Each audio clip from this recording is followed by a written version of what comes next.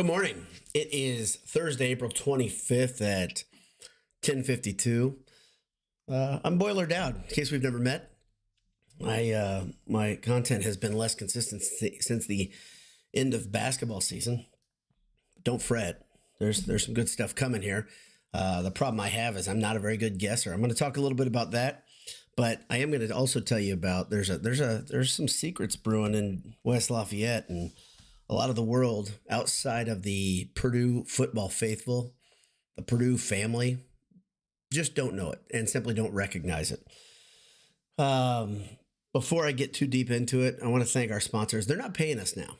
Okay. So like when our off season, when we drop off in April, we don't have an agreement to have them help us pay for our web dues and stuff like that. But I still want to mention my friends at AJ's, the people that had this shirt, the sweatshirt printed. They're not the guys who print the sweatshirt. But my pals Adam and Jake, head over to AJ's, head towards the fire station when you're in God's country, and then go see them because you're gonna have great service. You're gonna have great food. Can't get any better than that. Burgers, beef, and beer. It's AJ's, and also Homefield Apparel.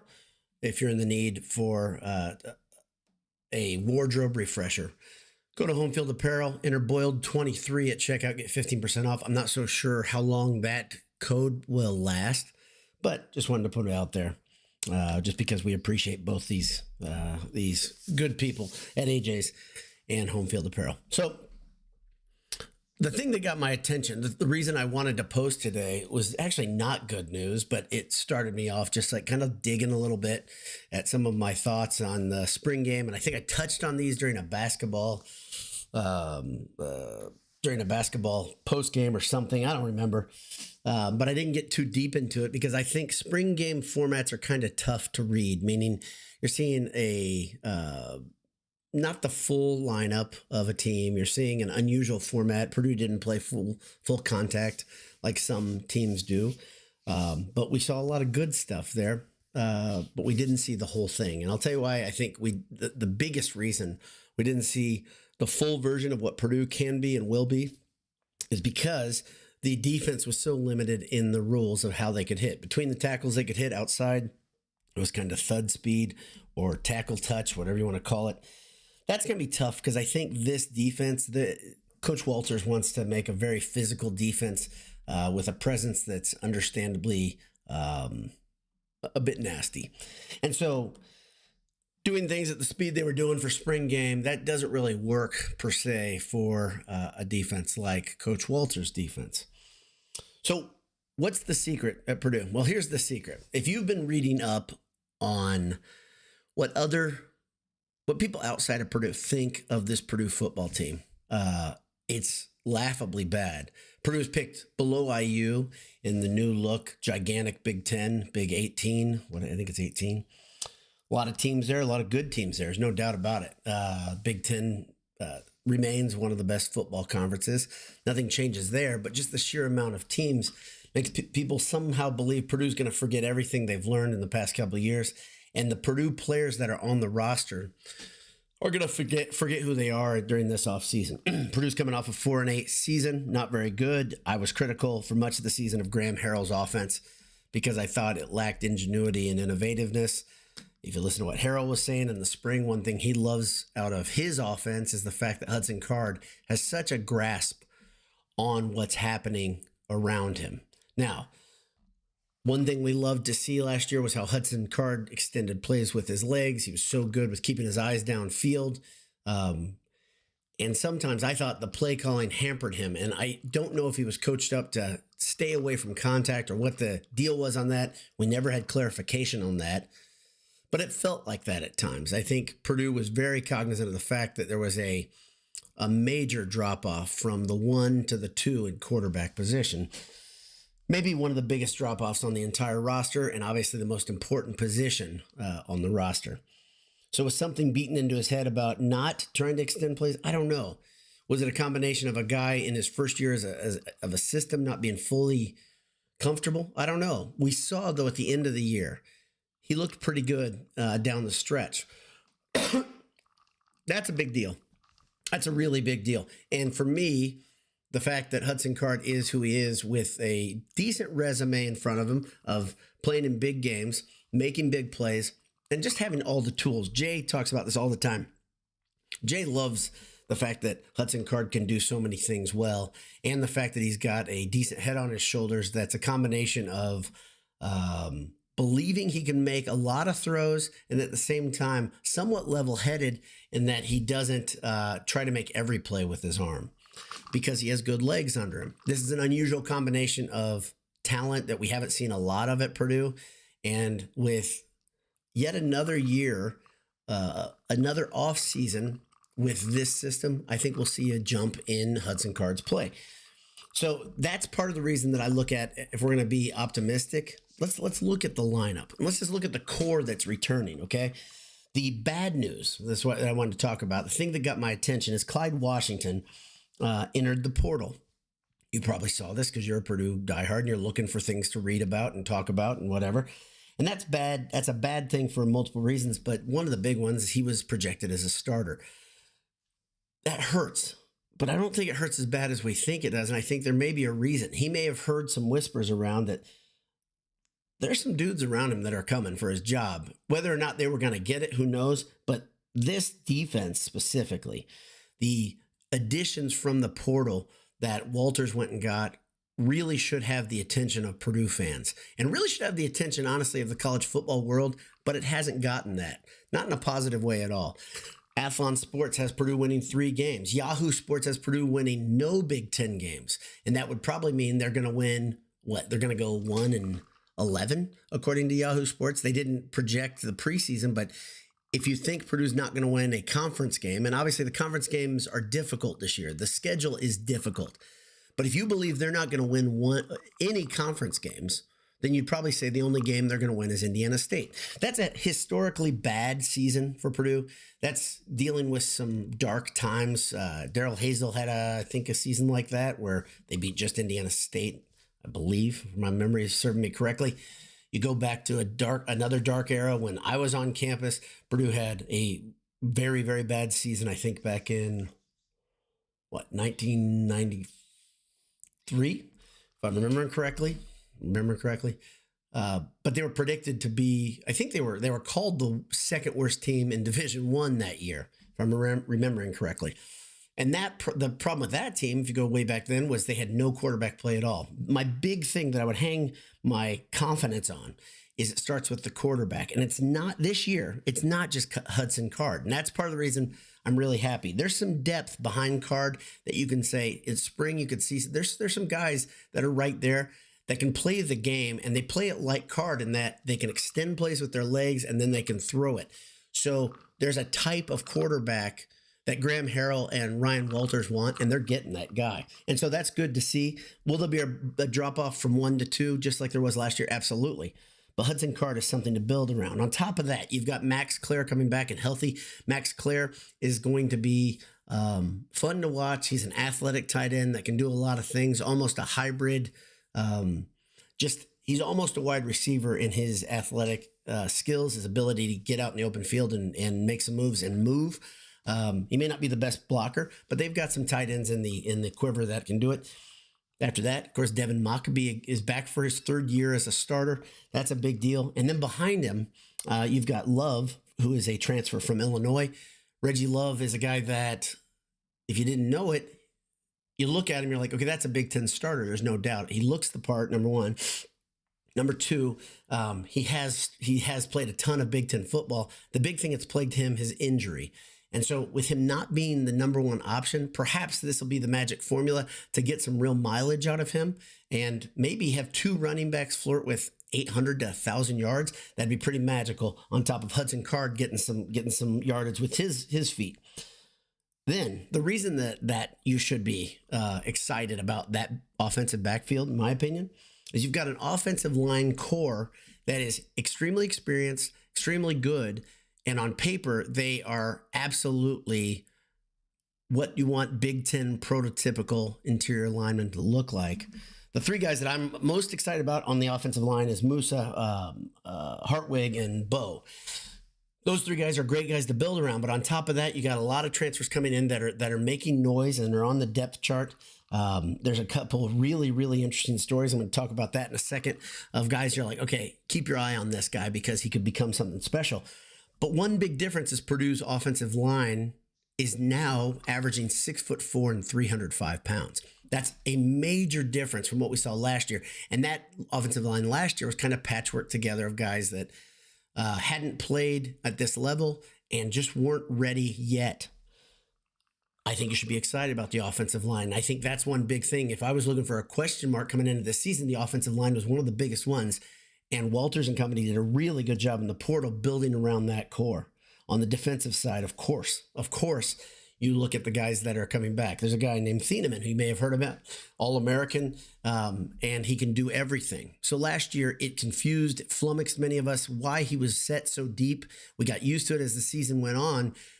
He's so rangy, but you also saw versus IU specifically, the end of the season, they were mixing that look up a little bit more, dropping a second safety and putting him in a position where he could come up and make even more plays at the line of scrimmage instead of always being the guy who has to be on a bit of a back pedal and then coming up at a dead sprint, trying to knock a guy out of bounds if the play went outside. Thieneman, though, is a guy that I think every team in the Big Ten would love to have. I don't think that's any exaggeration. Top of him, Keidron Jenkins is back. I think we all were worried about Jenkins being a one-man show, but he moves positions. He moves a half step back. He'll come out of the linebacker position a little bit, come up to the line. He'll also play D-end a little bit. And then Karlaftis. In the spring game, he was active. He was one of the guys that I noticed over and over and over. I think Karlaftis is starting to become the player that many people thought he could out of high school after years of hamstring injury that really hamstrung him. And finally, Cole Brevard, the former Penn State player who transferred a couple years ago, made plays and made noise as the season went on. I'm real pleased with what I see from Cole Brevard, and I really think that he could be a big impact player. Well, here's the thing. When you look at that core right there, you're like, okay, you're keeping your fingers crossed. Obviously, now Clyde Washington isn't going to be there, and that would have been a guy that I would focus on being a reason to be excited when you look at the core on each side of the ball. There's 5 days left where guys can enter the transfer portal, and anything can happen, as we saw with Nick Scorton. Anything can happen. Tampering is a real thing. All this stuff sucks, and the NIL plus portal plus tampering plus talking to agents creates an ugly, nasty stew of factors that really hurt a lot of teams.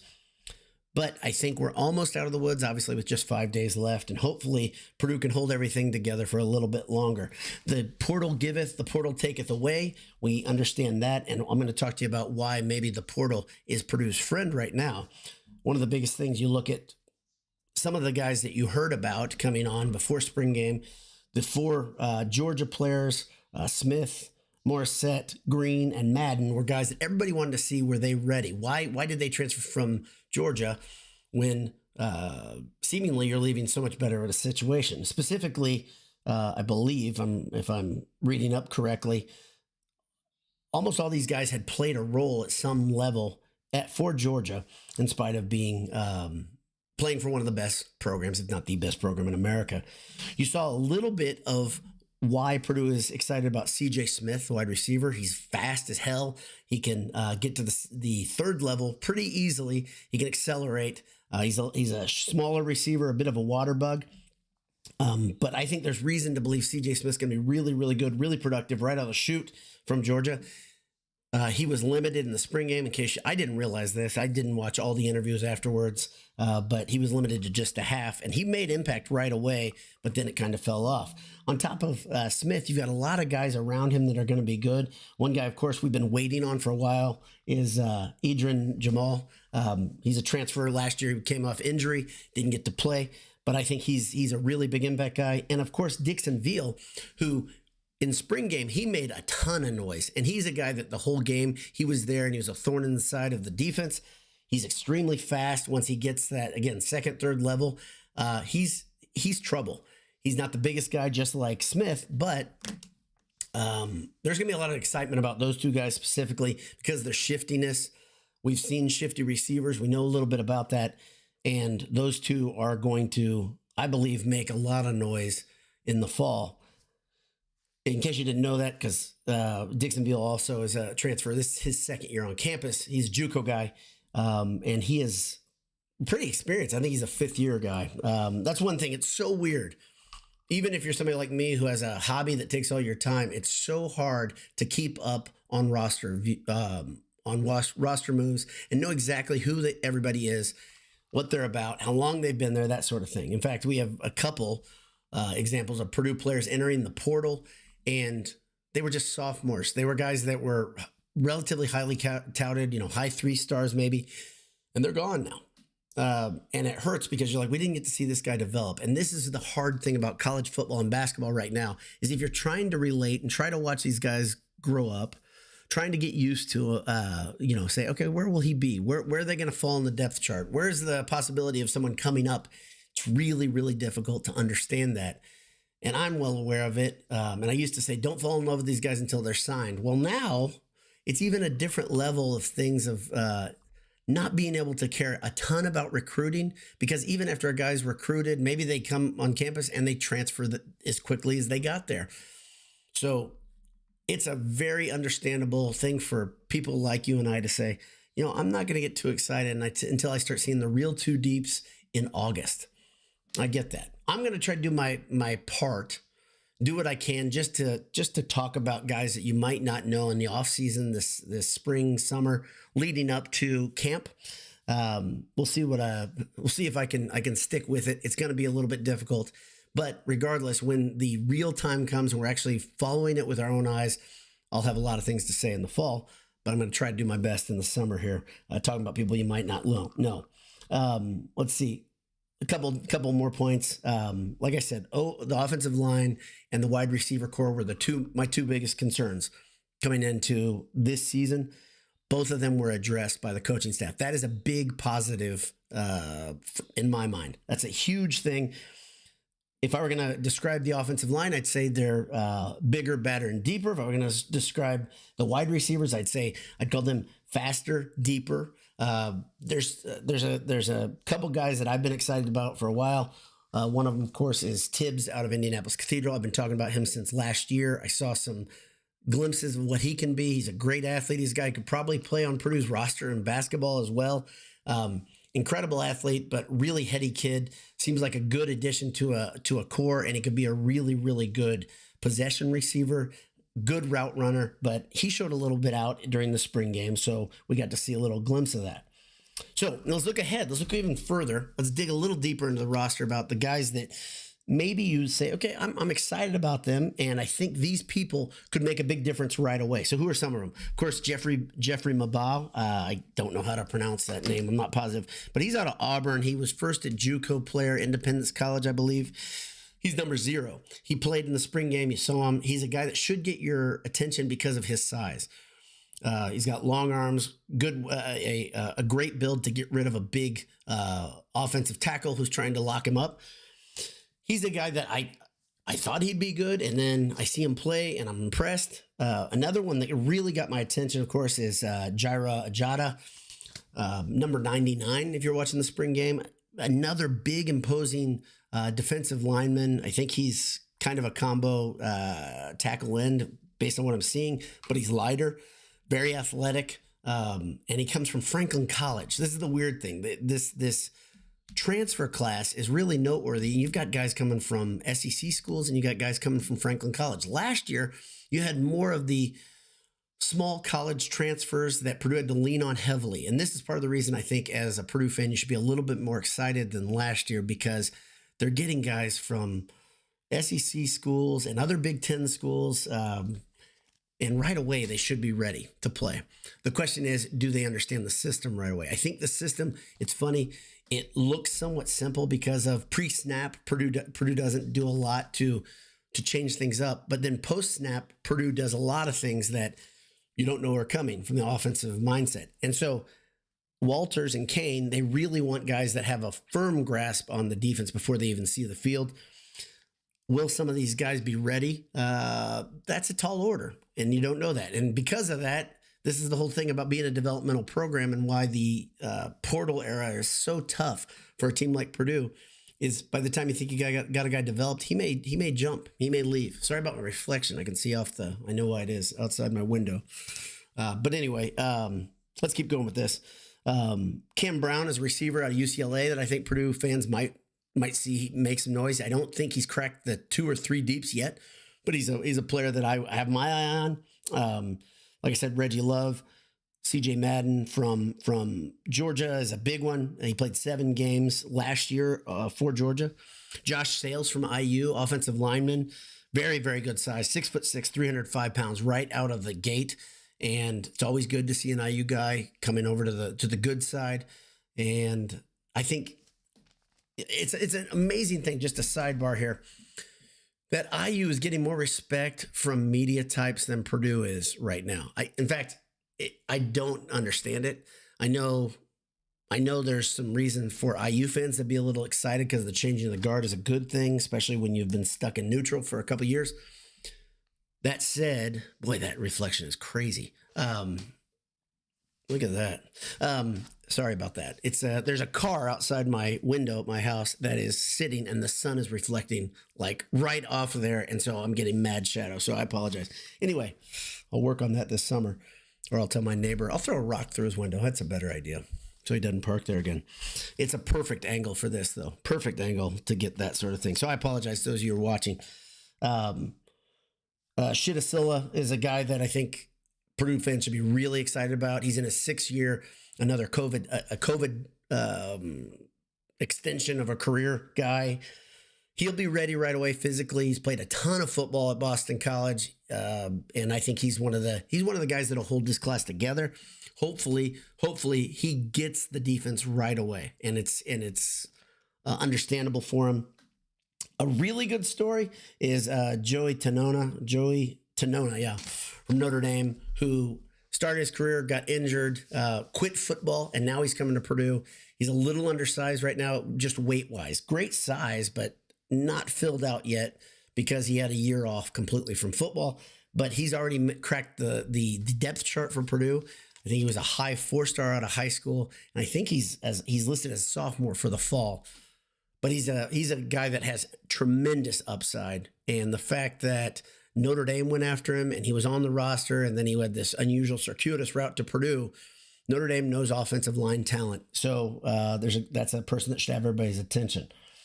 That's about all I've got. Actually, one more guy, of course, Will Helt, who plays linebacker. He's out of Carmel. He had the most noteworthy play during the spring game this year, the pick 6.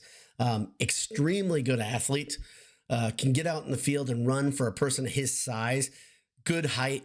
Again, Walters is going after guys that are not only big, but also have extremely long arms. And with that, you get guys that can make plays in space. They can get their hands, their mitts on a offensive player and grab his jersey even when they're not in perfect position, and they can bust up plays in the middle.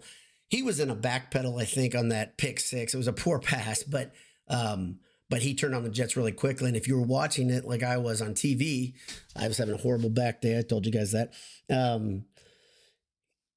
It was pretty amazing to see him move the way he did for a guy in that position. That's about all I've got right now. There's not a ton of you tuned in live, mostly because I'm talking about a subject that we're just getting warmed up to and we're way out. But the people that are here, boy, oh boy, you guys are the best. So Eric Coburn is first. He says, boiler up from Mishawaka. Glad you're here. Jeff says, I love seeing articles about how great Scorton and Burks are doing this spring. Are you serious about loving that? Yeah. Ben Cotton says, Purdue football has a secret. Boiler Dowd is starting defensive tackle. Yeah, and I've been bulking up to get ready, Ben. That's really the whole thing is I'm on a weight gainer program. It's taken me a couple of years, but I'm almost up to 300 pounds, which is awesome for a 5'4" guy. That's tongue in cheek. But anyway, yeah, me at defensive tackle is a good fit. I mean, tremendous athleticism at defensive tackle. Jeff says, automatic chop block. Zachary Young says, Vegas has the over-under at 4.5. I like the over. I do too. Indiana State, Oregon State gets you 2. Oregon State's, because the program's in flux, that's whose program isn't in flux right now. But Oregon State, though, you might be able to get them when last year that looked like a mother of a game.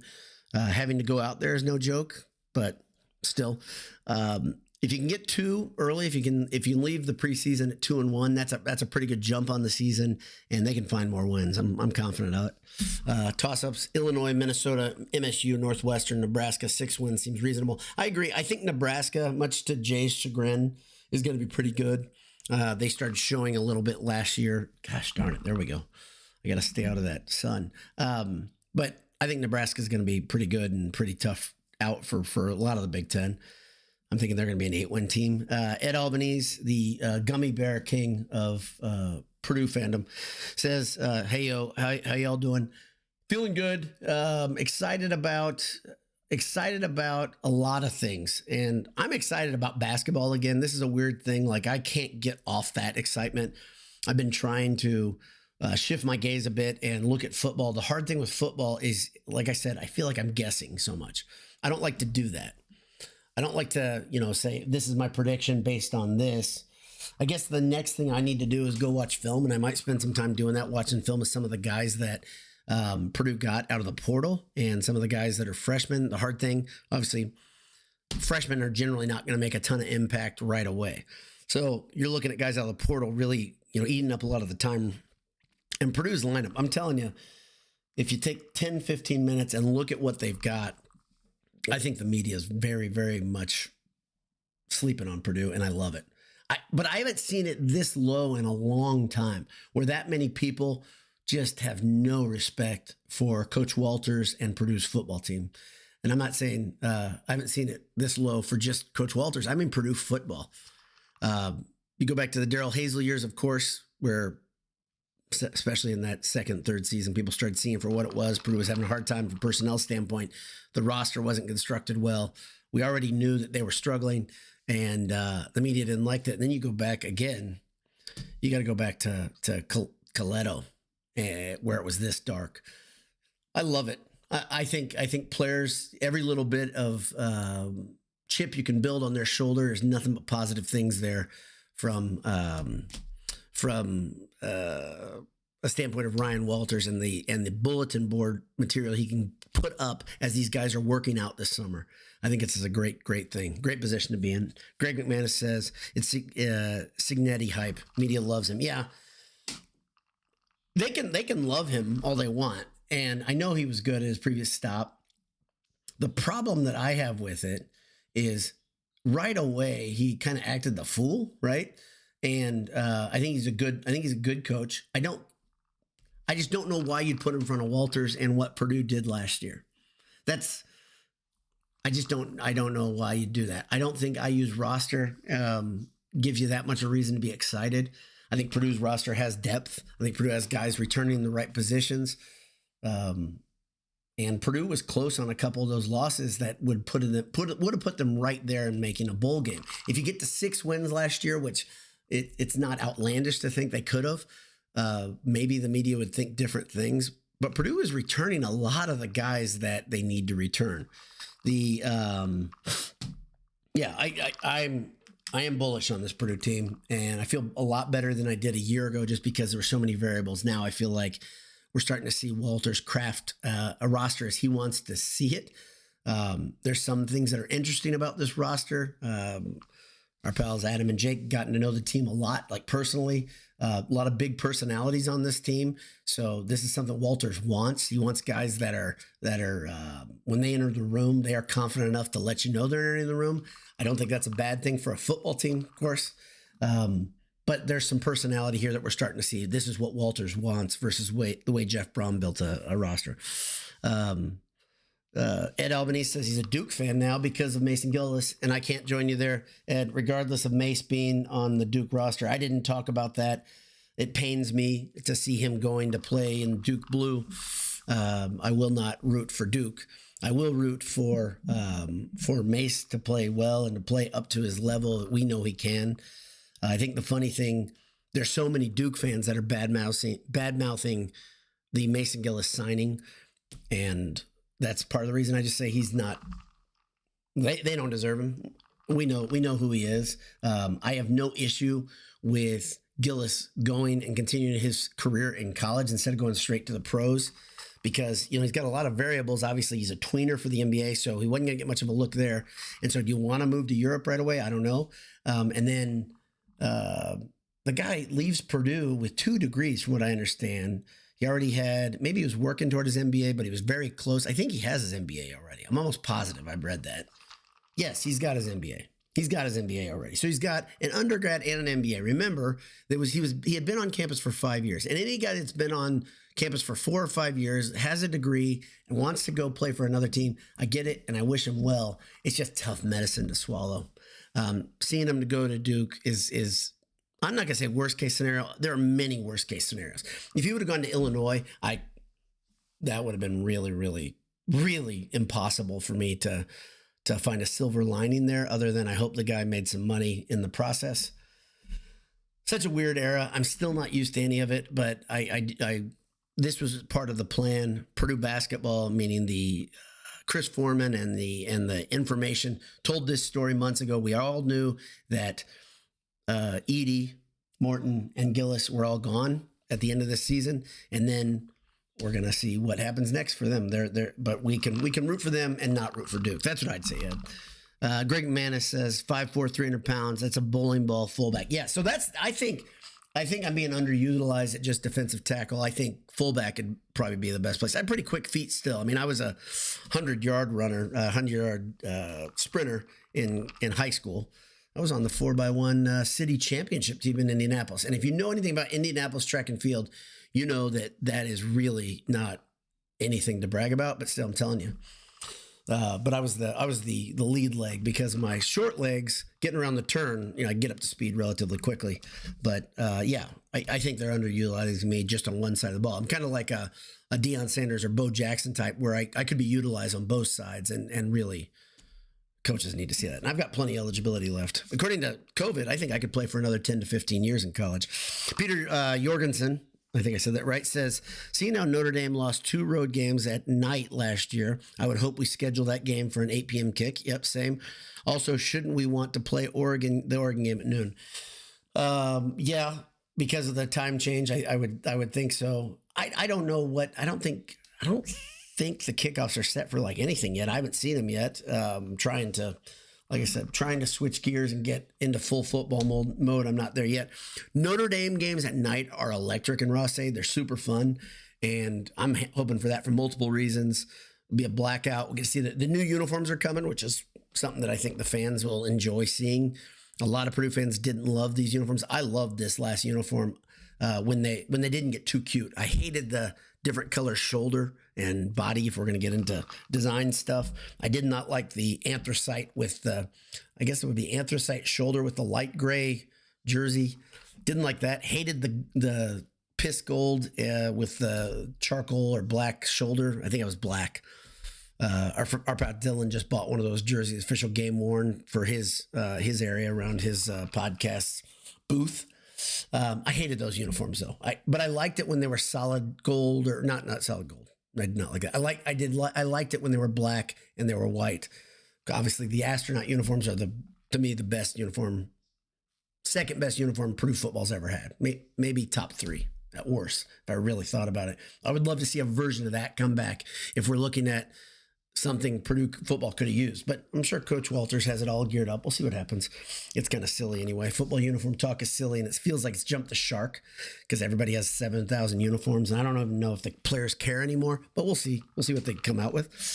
Greg Manis says, IU, Illinois, or MSU would have been torture, or Northwestern. Yes.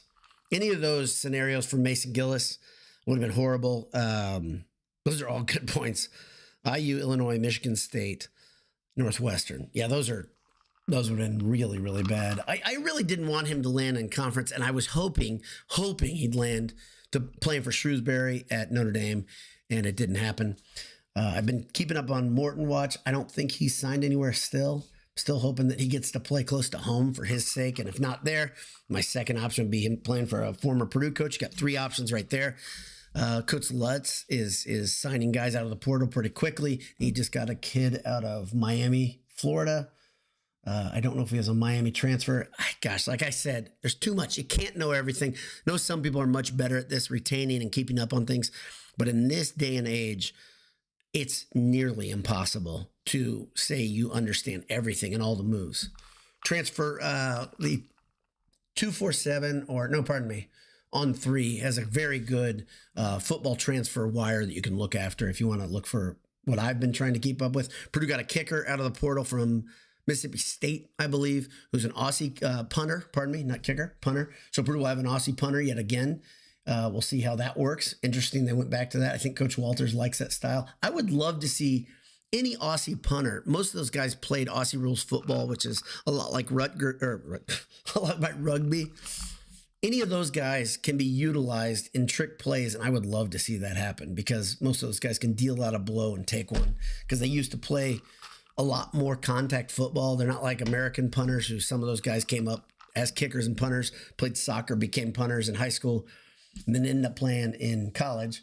But those guys, the Aussie guys, they're usually, number one, a couple years older because their route to get to U.S. college football took them a while. And they're also just put together. So we'll see what happens with that. Ed Albany's asked, any news on Morton? No, I don't think so. And I've been keeping my eye on that. I don't think so. And I would think a lot of teams would want to give him a look. Maybe not from the film. Obviously, last year, he's had better seasons, but he's still a guy that's really, really useful, especially for a team that's looking to get tougher. A team maybe a tier below Duke, but a team like Duke that just needs to inject some mental toughness and some leadership. I think Ethan Morton's a great fit. That's why I thought he'd be a good Notre Dame fit because of Shrewsbury's battle he's trying to fight as he redefines that roster and what makes them them.